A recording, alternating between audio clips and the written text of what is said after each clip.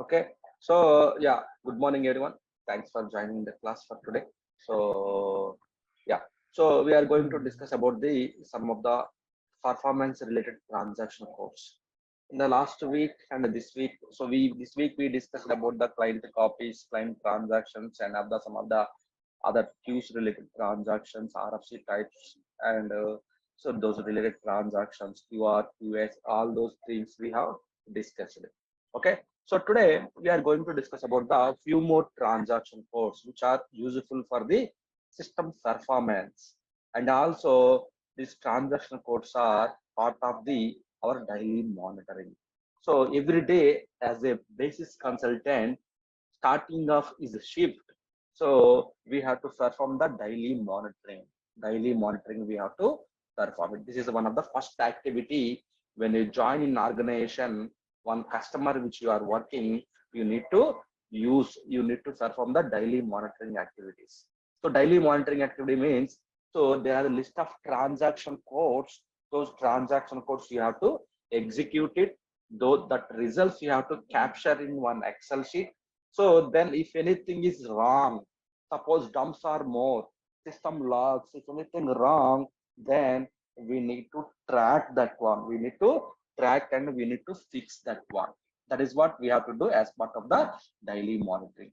So why we have to do? If you are doing the daily monitoring, some abnormalities observed, if you fix it, then that won't occur. That issue it won't occur during the business hours. So that is the reason during the business hours before starting the business, we have to perform this daily monitoring activities. So in that, these are the also few other transactional codes like we discussed about the SM50, SM51 for the active application servers, ST22, dumps, SM21 for the system logs, right? So same like we have discussed about the SM12, 13, 14. So all these work process related are the daily monitoring related. And we want to check the number of users are logged in SM04, AL08. So, and also reports, we have to use SA38 and SE38. So these are the transaction codes, right? These are the transaction codes we are using and we have discussed it. At the same time, we have a few more transaction codes which are related to the some performance related. Performance related means the system is not behaving well. System is very slow, dead slow. System having some issues. That time we have to use this transaction codes to track where is the exact issue and to find out. Okay, in that one there is a one transaction code is called the ST01 for the system trace. ST01 is the transaction code to check the system trace. We can switch on the system trace and we can find out the issue where it is. Suppose like some of the users, they are having some issues, the logs are not captured, we need to collect the trace. That time we can use ST01 system trace. If we go to the ST01 system trace, so here we can take it the authorization check. Suppose the user having authorization and also some kernel related issue, DB access related issue, RFC calls, HTTP calls from SMS. So anything, if we want to track it, we can track it to find out the errors. Okay. So I just switched a trace on. Sometimes you may get the request from the other teams saying that, so hi basis team, please switch on the trace. One user having some issues, please switch on the trace. Then you can go to the ST01, you can switch on the trace. Once you switch on the trace, so one of the user, he is having some issues. So in this case, I will use one transaction code. So I will use one transaction code. It's taking lot of time. Suppose like VL08, sales related, one transaction code I used it. It's taking long time. So one user will raise a request saying that I am using one transaction code. It's taking a lot of time to open that screen. So see how much time it is taking to getting the request and everything. It's a functional related. So the functional people, they will raise the request here. It is like sales order, deliveries. So they will they will create a deliveries and it will take some time. So in this case, so I have switched on the trace right here on screen. Then I will switch off the trace. I need to find out what is the exact tap and so then just if I go click on the button, then there is no nothing is there here. There are no issues actually. That is the reason nothing is generated here. There are no trace generated here. When I try to use it, there are no zero trace records read, which means nothing is found for my user. So which means I am able to access no issues. So if really the user is having some issues, then we can find out the trace records here. We can find out the issues here. So real time, normally you may get the request from the so users or you may get the tickets, you may get the issues saying that hi boss, I basically I'm trying to access the one of the T code, it's I'm unable to access, or I am using one of the transaction code, it's taking a lot of time, or I am getting one DB error, so can you please trace it, what is that, I fix it. In that case, so we may have to switch on the trace here. You may have to switch on the trace in ST01. You have to switch on the trace ST01. Then then you can check it out. Normally, if you keep on switching on the for so you switch it on the trace, all the trace. So you switch it on the trace. Okay, you switch on the trace. You forgot to switch off. Why? Because you switch on it, it will keep on collecting the logs, keep on collecting the logs. So 1 day completed, 2 days completed, 3 days completed, 1 week completed. Then system slowly it will start behaving very slowness. Why? Because you switch it on the trace, you forgot to switch off the trace. If you switch off, the collection will be switched off. Then some file system full issues.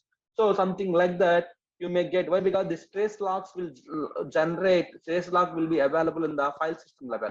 So it will store the data at to operating system level. So it may affect the operating system performance as well, system performance as well. So you need to, what you have to do, you need to switch off when you are done the your activity. You need to switch off it. Then you need to activate it. You need to check how many, what are the errors and everything. Then download the record and send it to them. Or you can just work it with the SAP. Just you can download to your Excel sheet, you can download it, then you can inform, you can inform to the respective team as well. Sometimes SAP will ask us to provide the logs due to issues that time, so we have to use these options. Okay, this is the system trace. And also we have one more transaction is called the ST02. This 02 is the tune summary. Tune summary, it's a very important transaction for tune summary. So here we can see the buffers, hit ratio, buffers, hit ratio, swaps, free space, and SAP memory areas. All these things we can see in ST02. So sometimes your system is very slow, but work process are free and no background jobs, long running background jobs, everything is free. But even though your system is behaving very slow, in that case, so you can just go to the ST02 is the transaction code to check the tune summary. So here you have the buffers. So buffers means all programs related to buffers. Buffers means it's a temporary storage area. Buffers means it's a temporary storage area. Suppose here you can see here, let me draw one pictorial diagram here. It's like GUI, it's like SAP. This is the database. This is the database, right? So this is the SAP here. So this is the DB. Okay, this is the DB here. This is the, like we have the GUI or browser presentation layer, right? This is the one. So when you are accessing something here, so it will go to the SAP level. In SAP level, we have the buffers are available. In SAP level, we have the some buffers. SAP level, we have the program buffer, calendar buffer, GUI buffer, user context. So roll in, roll out. So there is a many things are there here. So CUI buffer, calendar buffers, and program buffer. So export import buffer. So buffers are there here. So what exactly happens with this buffers means you want to access some transaction code, then you want to access some program. First it will go, the request first will go to the buffer, the program buffer it will go, and it will check in the buffers. These all are the buffers. These all are the buffers actually. This all it will check in the buffers. Each buffer, if you see here, we have the name tab buffer, table buffer, field buffer, initial record buffer, program buffer, GUI buffer, calendar buffer, screens, OTR, tables, export. These are the buffers actually. In these buffers, data will be stored. In these buffers, temporary data will be stored. So data means SAP level data, it will be stored here. So here, what exactly happens when you are accessing some of the transaction code, some of the screen when you are trying to access, what exactly happens? So first the request go to the GUI to buffer. Okay, it will check it GUI level. So sorry, it will check in the buffers whether you are accessing the transaction code, the data frequented access data is available here or not. It will check here. Okay, the data is not available here, then it will go to the database level, then it will hit the database, it will pull the data from database level, then it will give the response to the give the response back to the user, and one copy of data will be stored in the database. One copy of data will be stored in the buffers. One copy of data will be stored into the buffers. So which means when I'm trying to access the same transaction code, next time the data is available here, then immediately it will give the response back to the your screen, which means you are minimizing this time. If you have the buffers are there, you are minimizing these timelines. You are minimizing these timelines from buffer to database and picking the data here and processing to the here, and you are minimizing these timelines, which means you will get the immediate response. Suppose suppose I am trying to access one transaction code, suppose like, so maybe PA30 transaction code I am trying to access. Okay, PA30. See here how much time it will take now. See, you can calculate now how much time. Why? Because the first time we are accessing the HR master data. This is the first time we are accessing. So we got this one, right? We got we got the screen. Maybe we got in the some minutes or some fraction of seconds. We got it, right? We got it. So maintain the HR master data. You got this one. Okay. Then so next time when you just click FPA30, you will get the immediate response. How we got the immediate response here?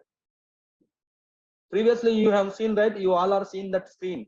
When you enter the transaction mode, it's taken some time. It's taken some time to pull that screen and everything. Now VL02N, if I type it, so this is also very fast now. Previously, starting of the starting of our class, it's taken some time.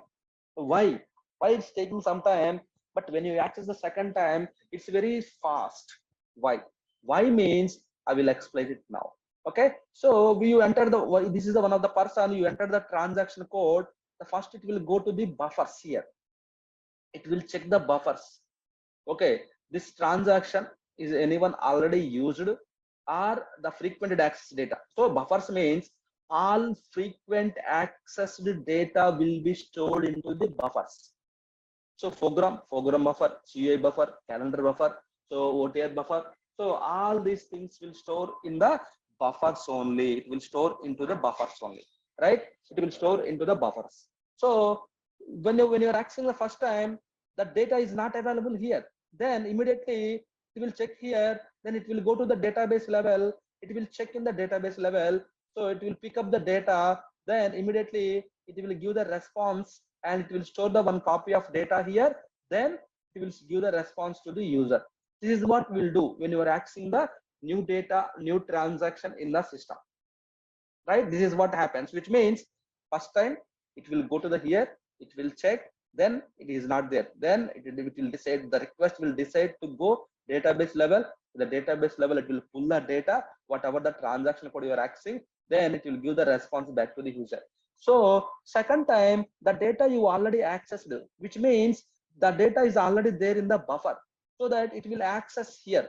It will take the data from here immediately. When you are accessing the second time, it will give the response immediately. It will give the response to the user, which means we are minimizing these timelines. We are minimizing these timelines of the system. So that is the reason within minutes we are getting the response. Sometimes you won't get, sometimes you won't get this one. Okay, so this is the transaction code. This is the transaction codes. Why some transaction codes are very smooth, and sometimes next time when you access it's very speed. Why? Because buffers. This buffers also temporary storage area only. Why? Because when you restart it, all buffers and everything wiped off, means it will be flushed out, it will be empty. So where can we monitor, sir? ST02 is the tune summary. Here we can monitor the buffers hit ratio. Hit ratio means how many requests are hitting the buffers. That is the good sign. We don't have any performance issues. If the buffers are hitting more than 95%, then more than 95%, it should be, as per the threshold, it should be 95% plus, 95 plus. We should be 95 for a request. In 100, 95 requests are searching in the buffer, 5 requests are going to the database level, means this is expected behavior. It's a good sign. We don't have any performance issues in the system. But if the buffer hit ratio is 73%, it's not the good one. This is also not good one. This is okay. This is a 6%. It's not very good. These two are fine. This is 86%. So this is a 33%, which means it's not very good. So we may have some performance issues in the system. It's very slow in the system. So how much? So buffers means there is some amount of data, right? Some amount of memory, some amount of size, each size. Suppose I will tell you the one good example here, right? So if you go to your kitchen, in the kitchen there is a, so all in the kitchen we have the, so you mean to say, like, let me tell, like, you have the pop dinsul dabba. So you know, right, that word pop dinsul dabba.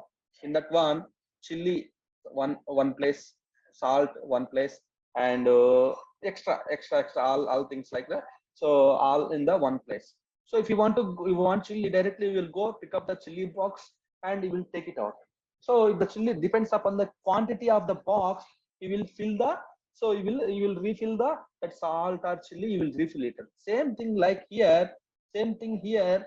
So here, so this is how much space, how much percentage allocated to how much MB allocated to the each and every buffer. This is the MB. What is the free here? What is the free percentage here? Here everything is free only. What is the directory size? What is the free directory percentage? Are there any swaps? Why? Because here all are free. Then we don't occur the swaps. So when we see the error, suppose this does not have the any free space, then what will happen? The overflow happen. Suppose here this is having the less space. This is having the less KB. This is having the less KB. The calendar buffer having less KB. If it is 0, what will happen? There is no free space for the calendars to store the data. What will happen? The data will be overflow will happen. Overflow means, so the overflow will happen, which means when the overflow is happening, you will see the red entries here. You will see the red entries here, swaps. When the swaps occurs, so when the buffer does not have enough free space, when this buffer does not have enough free space, then swaps will occur. The swaps are occurring means if the buffer does not have free space, then overflow happening in the system, right? So what we have to do in this case? We need to try to do some cleanup activities. If there is no way, there is no scope to clean up, then we have to adjust the settings. The size we have to adjust it. Suppose I want to increase the buffers, then you can see when you click on the, so now you understand, right? So what is this buffers means? What is the free space? What are the swaps are occurred or not? So per day, I think there is a standard recommendation in my old organization I followed, 10,000 per day. 10,000 swaps are allowed. If the 10,000 are more, then we have to take the respective action. 10,000, okay, allowed. So 10,000 swaps are allowed. But if the more than 10,000, then we need to take the action. It may change, depends upon the organization you are working. All right. So same as like here, we need to check as soon as you log into the system as part of the daily monitoring. Here you need to go to the ST02. There you can see the swaps here. Here you have to see the swaps, buffers, all these things we have to see here. We have to see here. Everything we have to see. Buffers and swaps, everything we have to check it out from here. Right? So DB access, how much DB access and everything here. And also here we can see memory areas. SAP memory areas. Here we have the three memory areas in SAP: page memory, extended memory, heap memory. These are the memory areas in the SAP. So I will explain. I will come to this topic as well. Okay. So these are the buffers. Suppose the swaps are occurring. You want to increase this buffer size. If you increase the quantity, there is no overflow. Then swaps will reduce it.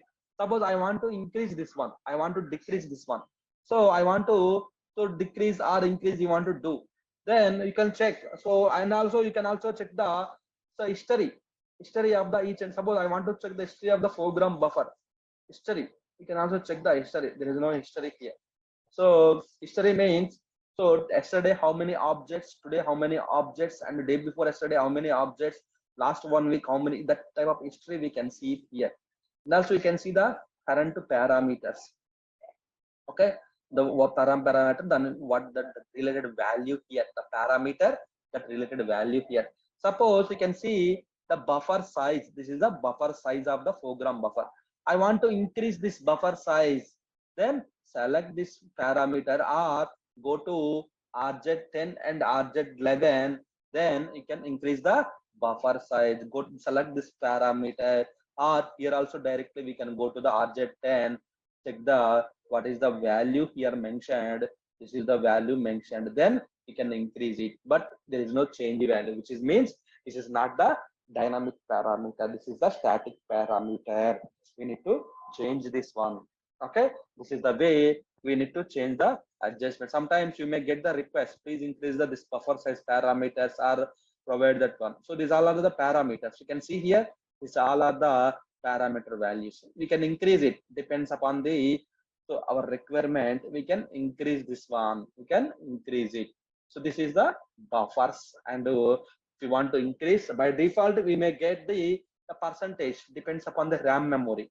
But you want to increase that one, then you can increase it by changing the parameters. By changing the parameters, you can increase it. You can increase it by changing the parameter. You can increase it. Suppose I want to see how many objects there are, what is there in the buffer, inside of that what are there. If you go to the buffered objects, you will see these many foregrounds. Why? Because this is a foreground buffer. So that all these foregrounds are exist in the buffers. All these foregrounds are exist in the buffer. See here, all these foregrounds are exist in the buffer. So that is the reason this buffer. So these all are standard foregrounds. There is no scope to decrease, delete, or there is no scope to delete the foregrounds. Sorry. Right? So there is no scope here. In this case, what we can do? So there is no scope. Then we have to increase the value, the allocated size, the allocated KB. We have to increase it. Right? This is the way we have to take the data. But the buffer hit ratio is the only 85% only. Means now next 15 requests are going to the database level. Only 85% it is hitting the foreground buffer. Remaining 15, it is going to the database level and it is checking the request and everything. That is the buffer. Suppose this is how you want to do here. Go to the detailed analysis view. Here, which buffer you want to? Suppose I want to calendar buffer. Then go to the here. Then here you can see the what's their history and everything we can see here. So all these things we can see. If we want to see the OTR buffer, then we can see the what is there in the OTR buffer. There is one table is there. Okay. So what is there in the So CA buffered objects, and you will see that these are the tables are there, tables and that related objects are there. So you can see here. So based on that, you have to increase it. Normally the request comes to increase it, we will increase it, or we will normally monthly reset. When you do the restart, it will comes to the zero, the swaps will comes to the zero again. Why? Because when you restart it, the data will be wiped out. Wiped out means the buffers will be flushed out, so that it will be come to zero status now. Okay, this is the buffers. So this is the buffers and swaps relation. Buffers and swaps, memory areas. We have the SAP memory areas as well. You can see the memory areas here, but this is a different story again. So, but here we can see the current usage, how much memory, everything. Why? Because each and every work process will occupy some amount of memory and CPU, right? That related usage information we can see here in the memory areas, right? Currently what statements are executing. So in the single select statement, insert statement, how many updates are there, how many deletions are there. So all these things we can see here, in the tune summary, in the buffers. Okay, ST02, this is the ST02 transaction code. So let me pause it here. Any questions from anyone here?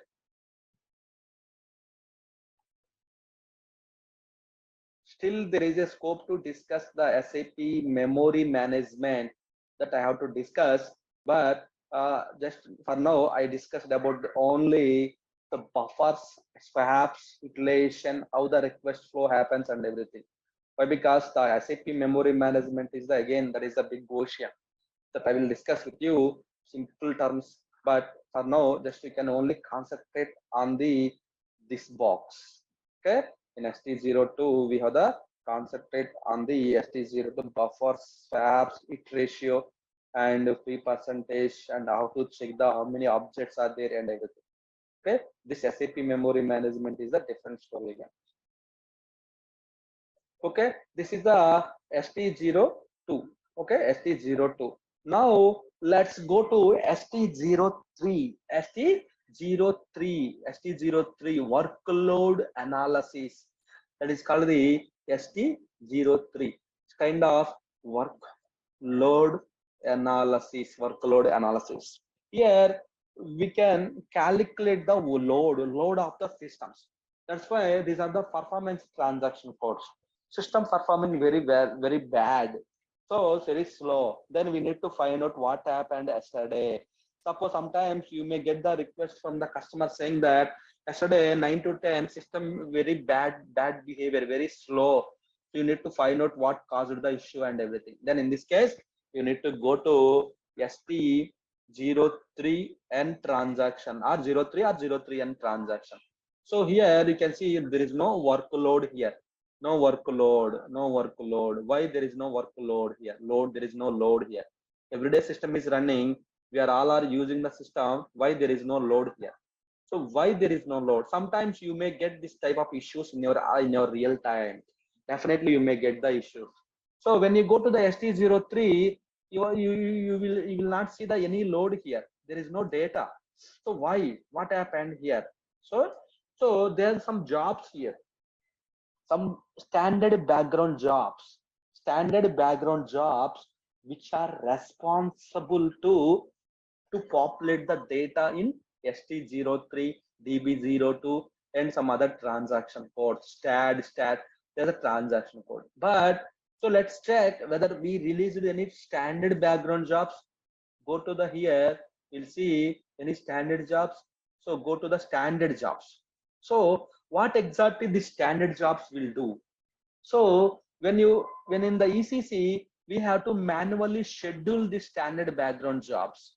When you are in the S4HANA systems, so but it will be run automatically by default. When you install the S4HANA system, the standard jobs you no need to schedule it. There is a separate transaction code for the standard jobs that is called the S job repo in the voice is breaking. Is it okay now? Still breaking. Now it's okay, sir. Yeah, guys, Sorry. let me know. Sometimes we are not able to hear you. Oh, with some network issues, I guess. I am Yeah. facing issues. Every Now also. now it's fine. Now it's fine, sir. Okay, just stop me. Just stop me. If you still face any issue, just stop me. So then I will stop the class itself. Okay. So maybe I need to restart the router itself. Okay. Just stop me. So here standard jobs in ST03 and standard jobs. So we have to schedule it. Then only the data will be populated. Sometimes you may get the request or you may get the issues. You one day you logged into the system, there is no data. There is no ST03N data, there is no ST03N data, and there is no data statistics data. In this case, so whom to check and what to check if you don't know, my connection is unstable here today. So if you go to the default scheduling, standard background jobs, there's a default scheduling actually. So these standard background jobs are responsible for to populate the data in that. So you can see there are some jobs are scheduled automatically, which means spool consistency, BTC table consistency, CCMS monitor, and job statistics collector, and SAP underscore collector underscore performance monitor. So just you can remember this job name. It's a very highly important job name. Why? Because in DBA cockpit or DB02 or in SAP level in ST03, if you are unable.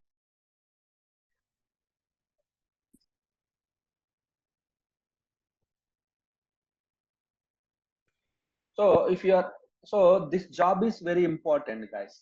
So SAP underscore collector underscore for performance monitor.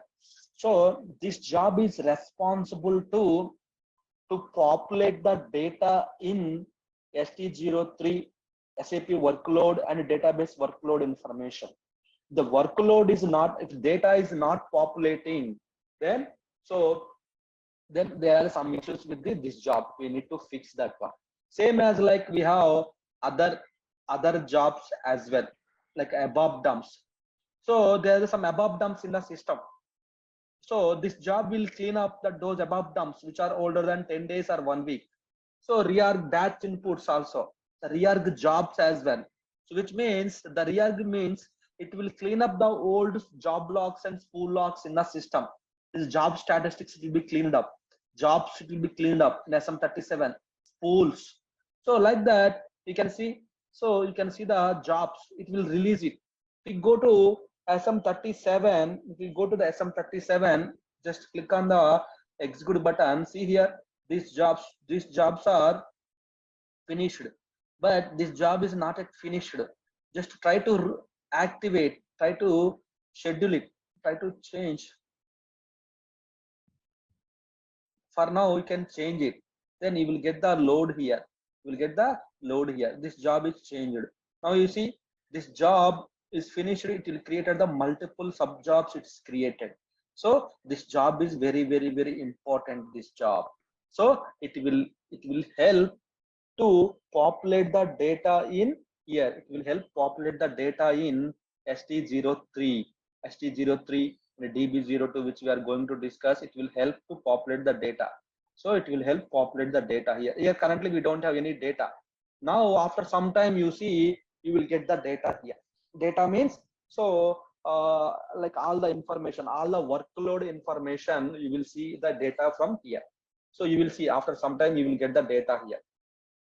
Why? Because so now so this transaction, so now these jobs will populate the data to here. Then that time so we can discuss about the so what exactly we can check here and all the information we can check that one. Okay, so that is the these jobs will do. So we have to wait for some time until finish all these jobs should finish it. Then we can see the data in ST03. ST03, we can see the data. We won't get this type of message, no data load, something like that. you may get the data.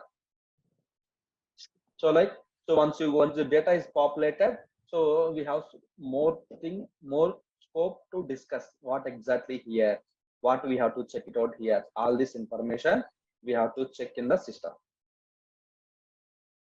right? So we have to wait for some time to get the data. So until then, we can discuss some other transaction codes as well, or we can stop it here for today. So then I can ask we can utilize this time, last few minutes, to revise our previous topics. So how we want to go? We'll pause it, or we'll start discussing the next transaction code.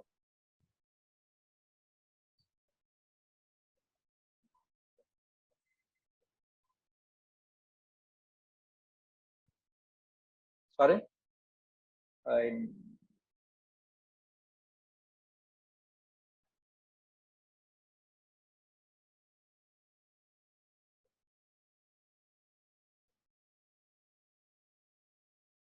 So is it okay to stop here? Will you guys practice?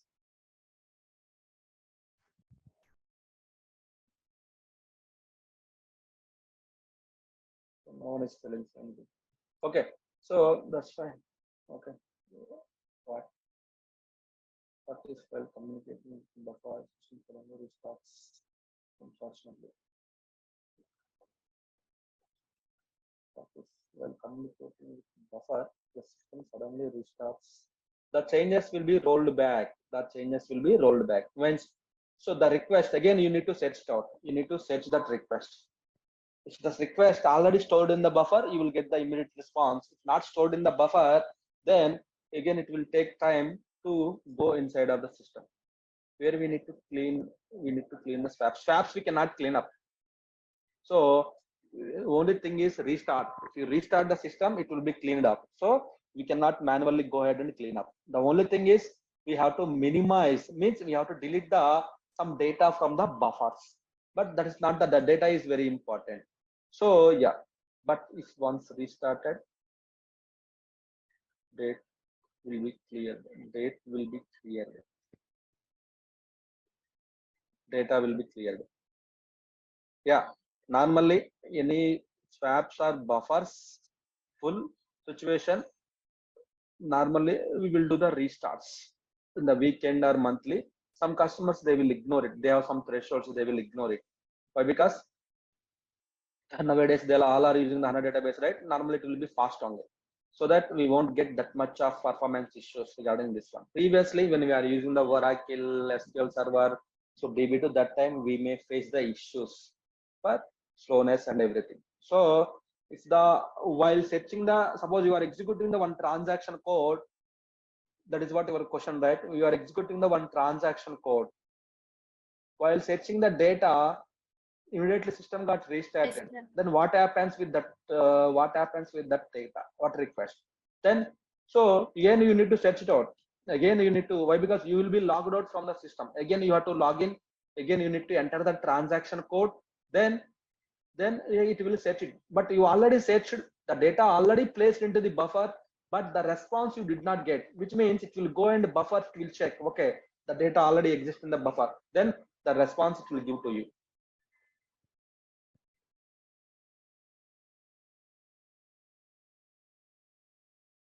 Okay, so that's it, I think, today.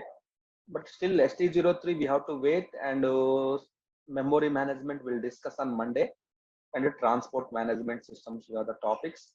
If any questions, call me. So actually I'm unable to hear your voices actually. So I have two systems. Can I copy that client from 1902 2022? Actually, it's not recommended to copy the client copy. Both are different systems. Both are different systems. It's not possible to copy the data. But sometimes we will not follow the SAP standard rules, right? So why? Because when you are following the two systems, there is a RFC comparison, right? If you go to the remote client copy, here you have to use the remote client copy, right? SCC9. So here RFC comparison.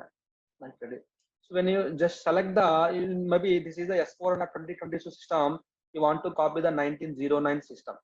Then in this case, so RFC comparison is you have to perform it. So that will give the information both are not. Here that is the reason they have put this tab here, RFC system comparison. If the check is okay, then we can perform it. If not, then we cannot perform it.